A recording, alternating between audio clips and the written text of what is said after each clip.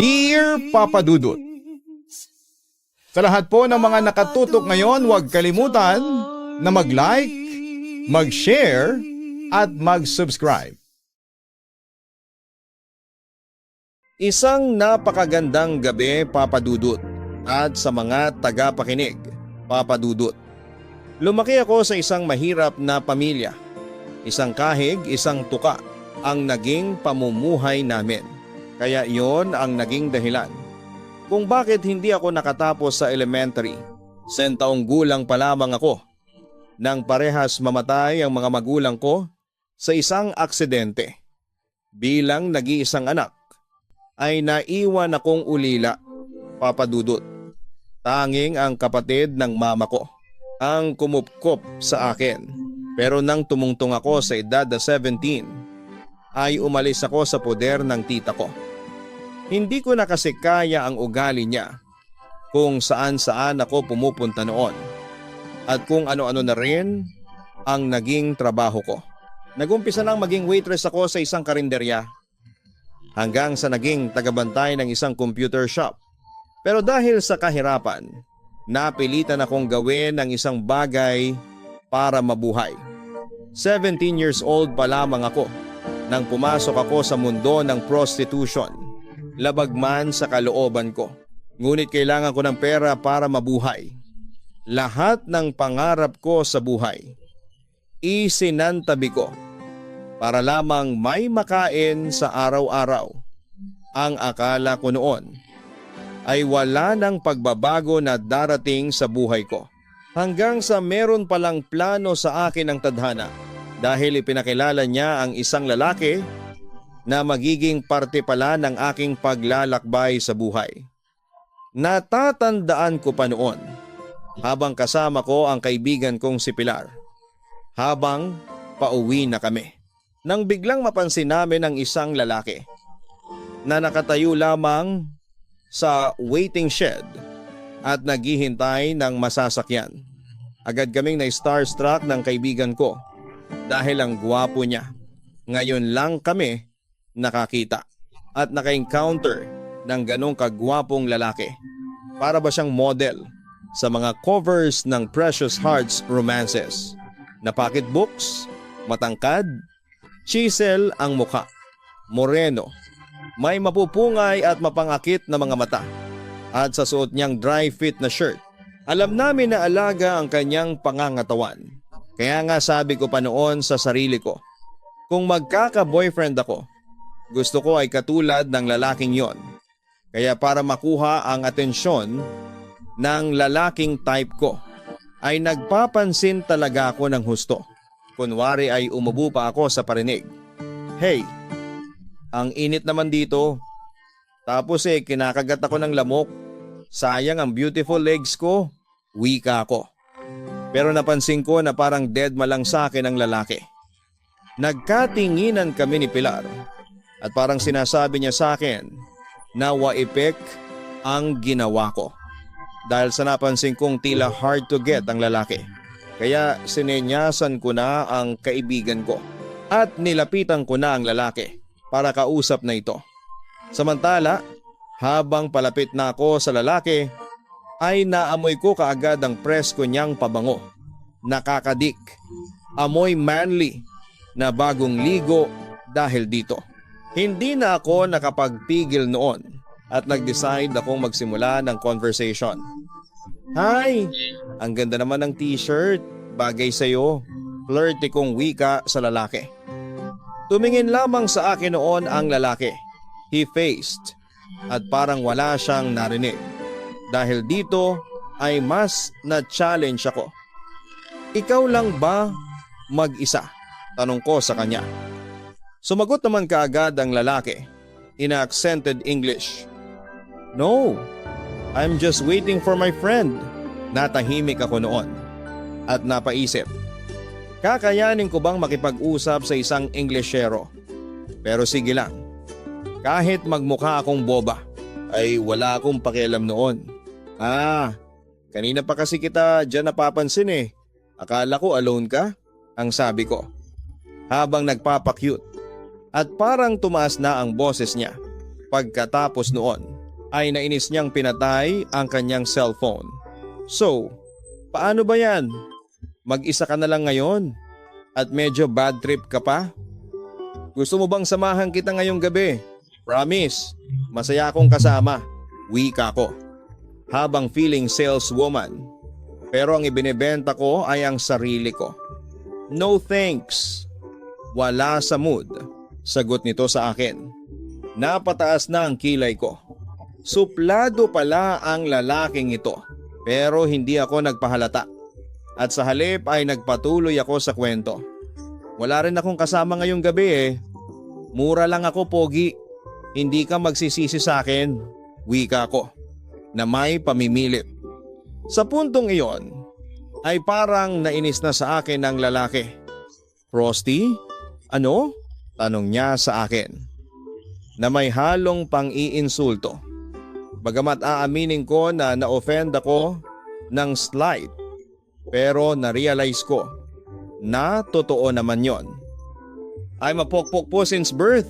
Ganun pa man. Ay nagpatuloy ako sa pagiging flirty kasi gustong gusto ko talagang maging client ang gwapong lalaking yon. Ano naman ngayon kung pokpok ako? Alam mo kasi, ang kailangan mo ngayon ay makakasama. At ako lang naman ang nandito. Magaling, mura at maganda pa. Hindi ka magsisisi sa akin. Wika ko habang sinusubukan kong akitin ang lalaki. Pero napansin kong lumayo ang lalaki sa akin. Naisip ko tuloy na baka bakla ang kausap ko. Hindi ko kailangan ng babae ngayon, ang sinabi ng lalaki. Ang nagpadagdag pa sa hinala ko, pero wala sa bokabularyo ko ang pagsuko. Palang lumalapit sa iyo. Ayaw mo pa? Sabi ko pa noon sa kanya. Sa puntong iyon ay huminga ng malalim ang lalaki. At nainis itong sumagot sa akin. Look miss, alam kong ma-offend ka sa sasabihin ko. Pero hindi ako pumapatol sa mga katulad mo. Malay ko bang may sakit kang dala? Mahawa pa ako sa iyo. Ang mga salitang yon. Ang parang tumusok noon sa puso ko. Aaminin kong nawala ang confidence ko ng gabing yon. Sa isang iglap ay gumuho ng lalaking iyon ng tingin ko sa aking sarili. Siguro bakla ka, no? Anong gusto mo? Lalaki? Saka kung meron naman akong sakit. Uso naman kasi ang gumamit ng proteksyon. Hindi ka marunong gumamit nun, oh? Alam ko na. Kasi bakla ka. Sa puntong iyon, Papa Dudut, ay hindi ko na natago pa sa kanya ang inis ko. Say whatever you want to say, but my answer is no. Ayaw ko sa iyo. Pagkatapos noon, ay yun na ang lumayo sa akin, Papa Dudut. Bad trip na bad trip ako. Nang bumalik ako kay Pilar, agad na ikinuwento ko sa kanya ang naging pag-uusap namin ng lalaki, pero sa halip na kampihan ako, ay tinawanan lamang ako ng magaling kong kaibigan. Baka naman kasi pinilit mo talaga ng sobra. Sabi pa nito sa akin. Tanggapin mo na lang kasi na hindi umepek ang ganda mo. May tumatanggi din pala sa iyo. Dagdag pa ni Pilar sa akin. Papa Dudut. Sobra ang pagkainis ko na naramdaman sa lalaking yon. Red flag na talaga siya sa akin noon. Pero sa totoo lang, hindi naman siya ang unang lalaking gumawa noon sa akin. Kaya tulad ng nakasanayan, pagkatapos mainis, ay kakalimutan na lamang. Alam ko naman na mababa talaga ang tingin sa mga babaeng katulad ko. Pero anong magagawa ko? Kailangan ko ng pera para mabuhay, Papa Dudut. Hindi ko naman talaga gusto ang ginagawa ko. May mga pangarap din naman ako sa buhay. Pero sa buhay ngayon, kapag wala kang pera at pinag-aralan, ay wala kang lugar sa mundo. Mamamatay kang dilat ang mga mata. Kaya napilitan akong kumapit sa patalim. Lahat ng lait, insulto at pride ay nilunok ko na. Kahit nga ang pangarap ko noon na may lalaking magmamahal sa akin ay kinalimutan ko na. Walang lalaki ang nasa matinong isipan ang papatol sa isang katulad ko. Yon ang akala ko. Ang hindi ko alam ay may plano pala sa akin ang tadhana. Isang gabi ay hindi ko akalain na muling magkukrus ang landas namin ng lalaking red flag. May huminto kasing kotse sa harapan namin ni Pilar at nagulat ako nang makita ko ang tao sa loob ng sasakyan. Magtatanong pa sana ito sa akin pero tinarayan ko. Kaso itong si Pilar ay bigla akong kinurot sa tagiliran at binulungan niya ako na wag daw akong attitude dahil potential client din daw yon. Kailangan kong kumita at pinaalala pa niya sa akin na baka sa pagkakataong yon ay maka-jackpot na ako. Pagkatapos noon ay umalis na si Pilar para iwanan akong makipag-usap doon sa lalaki. Siyempre, nagplastikan muna ako sa lalaki. Anong bang service ang gusto mo, babe? Wika ko sa kanya na may halong pangaakit at panlalambing. So, miss, may malapit na convenience store dito? Seryoso namang tanong ng lalaki. Napatingin ako sa kanya. Nangiinis ba ito? Ang buong akala ko ay kukunin na niya ang serbisyo ko. Tapos yun pala ay magtatanong lamang kung saan yung pinakamalapit na convenience store. Hindi mo alam kung saan? Hindi ba nagpunta ka na dito? Mula flirty. Naging bad mood again ako. Pangalawang beses ko pa lang nakakapunta dito at hindi ibig sabihin non alam ko na ang pasikot-sikot dito. Malumanay. Pero parang namimiloso po. Sagot ng lalaki sa akin. Magtataray pa sana ako sa lalaki nang marinig ko ang parating na wangwang ng PNP Mobile. Siyempre, nagpanik ako. Ang mga pulis ang number 1 kalaban naming mga pokpok dahil hinuhuli nila kami. Kapag nahuli nilang nakikipagtawaran kami sa client namin sa gitna ng kalsada. Naku, mga pulis, paparating na. Saan ako magtatago? May panik na noon ang boses ko. Sumama ka sa akin. Nahalata ko rin noon na kinakabahan noon ang lalaki. Bakit naman ako sasama sa iyo? Malay ko bang ikaw ang magdala sa akin sa mga pulis? Ang sabi ko naman, isasakay kita sa sasakyan para hindi ka makita. Huwag ka nang maingay diyan dahil alam ko namang sanay ka ng sumama sa mga hindi mo kilala. Tara na, pag-aya pa niya sa akin. Kaya no choice ako noon, Papa Dudut, kundi ang sumakay sa kotse niya. Tapos nagmaneho na ang lalaki, palayo sa Romorondang Police Mobile. Samantala, sa halip na convenience store ay sa restaurant niya ako dinala. Take note, hindi basta-basta fast food lang, kundi restaurant.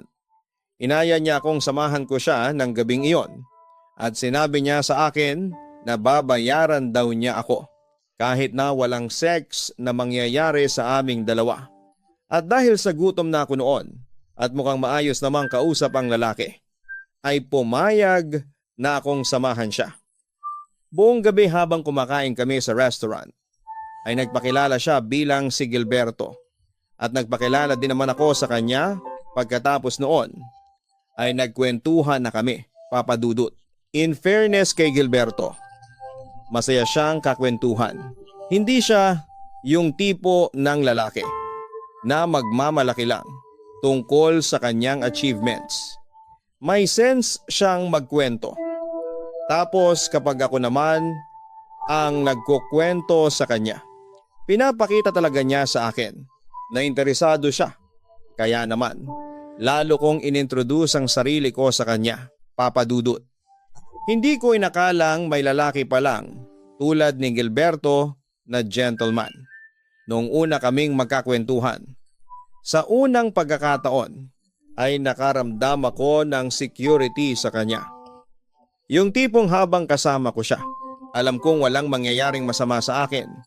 Nakakataba rin ng puso dahil kahit na alam niya kung ano ang trabaho ko, ay hindi niya ako dinala kung saan. Nirespeto niya ako bilang isang babae. Ang sarap pala ng ganong pakiramdam, Papa Dudut. Sa ilang taon ko sa ganong trabaho ay siya pa lang ang nakapagbigay ng ganong respeto. Yun naman ang dahilan kung bakit pagkatapos ng gabing yon ay hindi na siya naalis sa isipan ko. Iniisip ko na ang tanga ng babaeng mang-iiwan kay Gilberto dahil iilan na lang sa mundo ang tulad niya. At kung magkaroon pa man ito ng panibagong mamahalin, paniguradong maswerte ang babaeng yon. Nakaramdam ako ng kilig nang maisip kong ako ang babaeng iyon. Pero kaagad kong inalis yon dahil imposibleng mangyari. Alam kong hindi na muling magkukrus ang landas naming dalawa.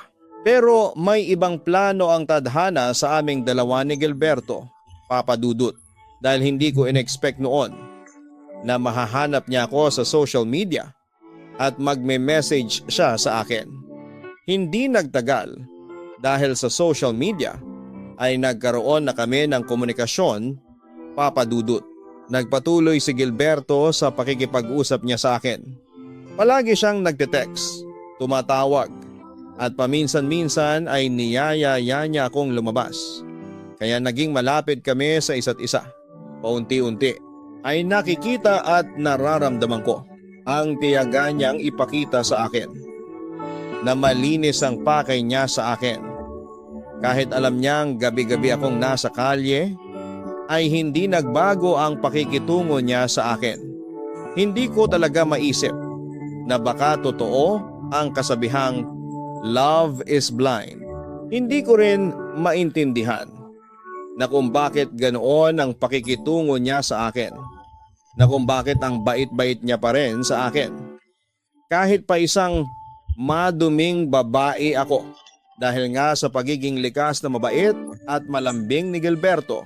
Unti-unti ay nakuha na niya ang loob ko na parang gusto ko na siyang palaging makita at makasama. Pero pinilit ko pa rin pigilan at iwasan ang nararamdaman ko. Dahil alam ko na hindi rin magtatagal ay lalayo na siya sa akin. Samantala, isang araw ay namasyal kami noon sa park at doon ay nagkaroon kami ng malalim na usapang dalawa. Remedios, ayaw mo bang maghanap ng ibang trabaho? Siguro naman ay may mahanap ka ng iba, wika niya sa akin. Patungkol sa aking trabaho na nagbebenta ng aliw, napabuntong hininga ako. Sa tanong sa akin ni Gilberto, napaisip ako, bakit nga ba hindi ako maghanap ng ibang trabaho? Wala na ba akong alam na ibang trabaho, kundi ang ibenta ang sarili kong katawan? Meron nga, pero mas mabilis ang kita ng pera kapag ganoon ang trabaho. Saka hindi naman ako nakatapos ng pag-aaral eh. Maski nga janitor ngayon, dapat may diploma pang dapat ipakita. Paano naman ako? Hindi ba? Katwiran ko sa kanya. Nakita ko naman na nalungkot si Gilberto sa sitwasyon ko. Nasaan naman ang mga magulang mo? Tanong niya sa akin noon. Nakaramdam naman ako ng lungkot nang marinig ko yon. Nasa langit na. Lumaki ako sa tita ko. Pero umalis din naman ako. Kasi ayaw ko ng ugali niya. May mga naging trabaho din naman ako. Pero hindi sapat para sa pagkain at upa ko. Kaya sa trabahong ito ako napunta. Sagot ko sa kanya. Hindi ka ba nag-aalala na baka isang araw makulong ka na lang? O baka may mangyari sa iyong hindi maganda? May pag-aalalang wika ni Gilberto. Nakaramdam ako ng kaunting tuwa sa aking dibdib dahil na-realize kong may concern pala sa akin si Gilberto. Makulong? Naranasan ko na yan ng ilang beses pero bumalik pa rin ako dahil kailangan kong mabuhay. Sagot ko sa kanyang katanungan noon. Wala ka bang pangarap sa buhay o kung ano ang gusto mong gawin? Curious niyang tanong sa akin. Sa puntong yon ay naalala ko ang pangarap ko noong bata pa ako. Siyempre meron. Gusto ko namang makapagtapos ng pag-aaral at makakuha ng matinong trabaho. makakahanap ako ng mapagmahal na asawa at magkakaroon kami ng masayang pamilya. Pero sa buhay kong to, imposibleng mangyari yon. Malungkot na sagot ko sa kanya. Habang nakakaramdam na ako noon ng self-pity. Pwede pa naman 24 years old ka pa lang. Hindi pa huli ang lahat, maya-maya sabi ni Gilberto sa akin. Pero napailing na lamang ako noon. Hindi rin. Sa matinong lalaki pa lang, walang-wala na ako Balik ko sa kanya. Paano mo naman nasabi yan? Sa puntong iyon ay tila nanunubok na si Gilberto. Mabilis naman akong sumagot noon. Sa mga tulad kong babae, wala nang magseseryoso sa akin. Sino naman ang matinong lalaki? Napapatol sa isang babae na naggamit na ng kung sino-sino, na ginagamit ang katawan para magkapera. Nakita ko naman na sumeryoso si Gilberto. Pagkatapos noon ay isang salita lang ang kanyang binitawan na siyang magpapabago noon sa aking buhay. Ako, napatingin naman ako sa lalaking kausap ko. Gilberto, hindi ako maniniwala sa mga sinasabi mo sa akin. Dahil sa dami ng lalaking nakilala ko, isa lang ang gusto ko, sabi ko sa kanya. Hindi pa ba sapat sa iyo ang mga pinakita ko na seryoso ako, ang sabi niya. Habang seryoso na nakatingin sa akin. Mamayang kaunti ay hinawakan niya ang kamay ko at hinalikan niya yon. Nakaramdam naman ako ng guilt kasi kung totoong mahal niya ako, siguradong masisira lang ang buhay niya dahil malamang sa malamang ay huhusgahan at lalaitin lang siya ng mga tao sa paligid namin. Gilberto, hindi tayo bagay. Seryosong wika ko noon sa kanya. Isa kang engineer sa isang magandang kumpanya at ako, isang hamak na prosti na gabi-gabi ay nasa kalye at naghahanap ng pera sa pamamagitan ng mga lalaki. Katwiran ko. Pero pinipilit pa rin ni Gilberto ang kanyang gusto. Wala akong pakialam, Remedios. Kung ano ang sasabihin ng iba, ang iniisip mo, wala silang pakialam. Huwag mo silang intindihin. Ako ang hindi pa niya natatapos ang kanyang sasabihin nang pinutol ko na yon. Pues, kung ikaw ang walang pakialam, ako meron. Ayaw kong madamay ka pa sa mga sinasabi nila tungkol sa akin. Ayaw kong masira ang reputasyon mo nang dahil lang sa akin. Sa tingin mo ba ay magiging madali ang lahat? Maraming pagkakataon na masasaktan at mahihirapan tayo, maraming pagkakataon na darating na sabay tayong susuko at pagsisisihan kung bakit pa natin pinaglaban to. Gilberto, tigilan mo na lang ako dahil kahit na anong gawin nating dalawa, hindi ako babagay diyan sa mundo mo. Sinabi ko yon sa kanya habang pinipigil kong umiyak noon. Mahal kita, Remedios. Alam kong masyado pang maaga ang nararamdaman ko, pero alam ko sa sarili ko na mahal kita. Oo, tama ka, hindi magiging madali ang lahat. Pero ayaw mo lang bang subukan? Hindi ka naman mag-iisa, Remedios. Nandito ako para protektahan ka. Ang dapat mo lang gawin ay ang magtiwala sa akin, paninigurado ni Gilberto sa akin. Hindi ko alam, Papa Dudut, kung ano ang magiging sagot ko sa kanya. Gusto kong magmatigas noon kasi ayokong mapahamak siya dahil lang sa akin. Pero aaminin ko na mahal ko na rin siya at hangad ko ring makasama siya habang buhay. Bakit ako? Bakit sa dinami-dami ng babae dito sa mundo? Bakit ako pa? Magiging miserable ang buhay mo sa akin. Marami ang huhusga at masasaktan ka lang. Sa kabila ng lahat na pwedeng mangyari, bakit minahal mo pa rin ako? Ganito lang ako, Gilberto, sabi ko sa kanya. Baka sakaling magbago pa ang isip ni Gilberto na mahalin niya ako. Pero mukhang desidido na siya sa akin, Papa Dudut. Mahalaga pa ba ang dahilan? Hindi pa ba sapat ang salitang mahal kita? Aniya. Kaso, Papa Dudut, sa huli ay mas nanaig ang concern ko kay Gilberto. Ayaw kong umasa. Ayaw kong masaktan. Layuan mo na lang ako, Gilberto. Itigil na natin to. Ang sabi ko noon sa kanya, Papa Dudut. Sinubukan kong lumayo kay Gilberto pero panay pa rin ang pakikipag-usap niya sa akin. Hindi ko na alam ang gagawin ko sa kanya. Kahit na anong pilit ang paglayo ko sa kanya, ay panay pa rin ang lapit niya sa akin. Aaminin ko naman na mahal ko na rin si Gilberto.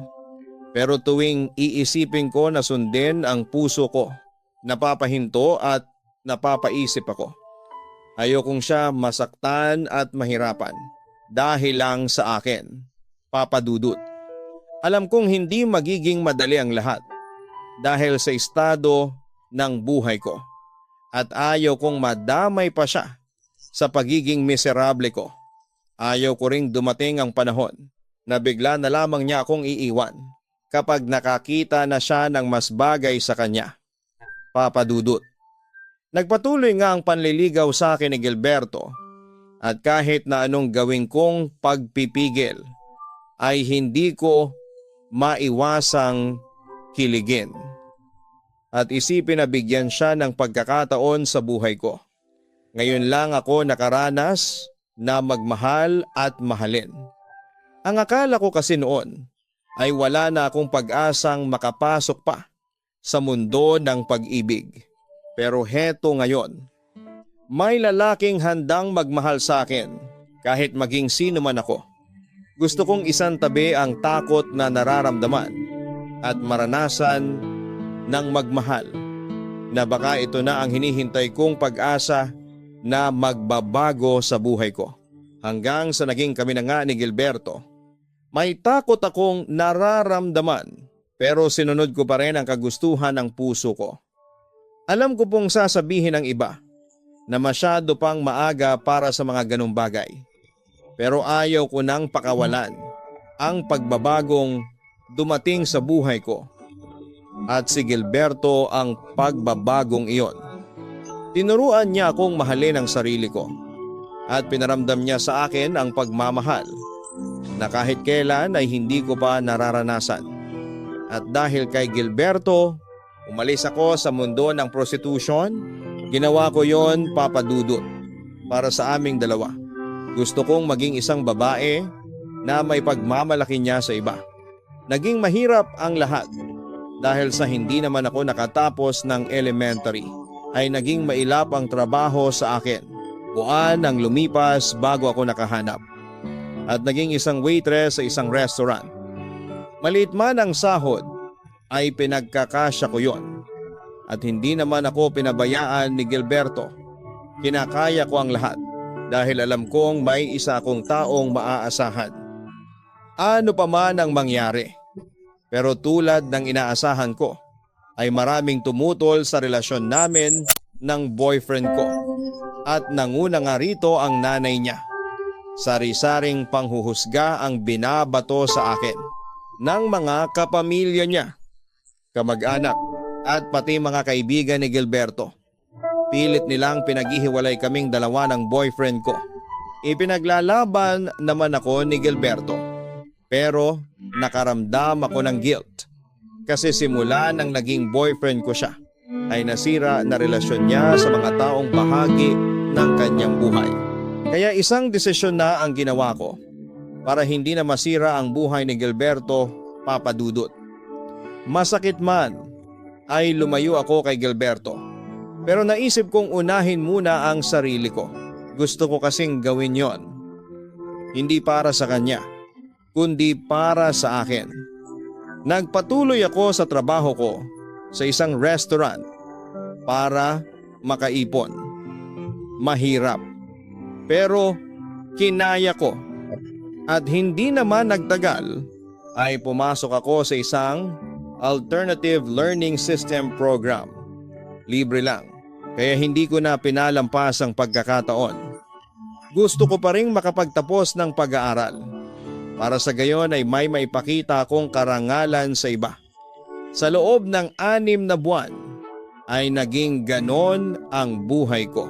Isang working student, gusto kong ipakita sa lahat na kahit na naging ganoon ang buhay ko dati, kaya ko pa rin magbago. Pero sa kabila ng lahat ay naisip ko pa rin si Gilberto, mahal na mahal ko pa rin siya, Papa Dudut. Ilang beses na rin akong sumubok na kausapin siya. Kaso'y palagi akong naunahan ng kaba at takot na baka kapag naisipan kong bumalik sa kanya ay may nakita na pala siyang bagong mamahalin. Yun ang akala ko. Pero noong magkita kami ay nagulat na lamang ako nang sinabi sa akin ni Gilberto na walang nagbago sa nararamdaman niya para sa akin. Mahal na mahal pa rin kita, Remedios. Oo, nasaktan ako noon. Pero naintindihan ko naman. Kinailangan natin yon para mabigyan natin ng oras ang isa't isa para makapagbago. Yun ang eksaktong mga salitang sinabi niya sa akin. Naiyak naman ako sa mga narinig ko mula kay Gilberto. Kaya sinabi ko rin sa kanya ang saloobin ko. Mahal na mahal pa rin kita, Gilberto. Ngayong natutunan ko ng mahalin ang sarili ko, kaya nakitang mahalin ng walang takot. Salamat dahil kung hindi sa iyo, hindi ko magagawa ang lahat ng ito. Salamat dahil binago mo ang buhay ko, Papa Dudut. Sa ngayon ay magtatatlong taon na kaming dalawa. Nakapagtapos na rin ako ng pag-aaral at kasalukuyang tinatapos ang kurso kong culinary dahil sa tulong ni Gilberto. Engaged na rin kaming dalawa. Bagamat wala pang eksaktong date para sa kasal namin, ay paniguradong malapit na yon. Natutunan na rin akong tanggapin ng mama ni Gilberto kahit nandoon pa rin ang alinlangan niya sa akin. Naniniwala ako na balang araw ay magiging maayos din naman ang lahat para sa mga babaeng naranasan o nararanasan ang naging buhay ko. Masasabi kong huwag kayong mawala ng pag-asa. Darating at darating ang pagkakataon na bibigyan tayo ng Diyos ng chance para magbago. Magiging mahirap sa una, pero lagi nating isipin na may mga tao pa rin kaya tayong ipaglaban at mahalin kahit ano pa man ang mangyari. Maraming salamat, Papa Dudut, sa pagkakataong ibinigay ninyo sa akin. Sana'y nakapag-iwan ng aral ang aking kwento. Lubos na gumagalang, Remedios. Maraming salamat, Remedios. Sa pagbabahagi mo ng iyong kwento,